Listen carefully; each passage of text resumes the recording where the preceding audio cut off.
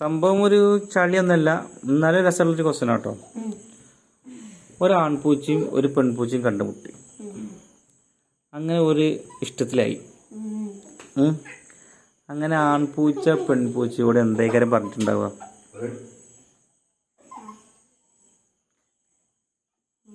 എന്തേക്കാരം ആൺപൂച്ച പെൺപൂച്ചയോട് പറഞ്ഞിട്ടുണ്ടാവുക?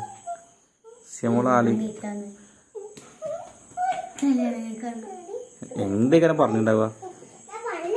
ആൺപൂച്ച പെൺപൂച്ച കുസൃതി ചോദ്യം കേട്ടോ. ഇനി ചളിയാണെന്ന് പറയാൻ നിൽക്കാൻ പാടില്ല. പിന്നെ കുസൃതി ചോദ്യം ഏതായാലും നല്ലതാ.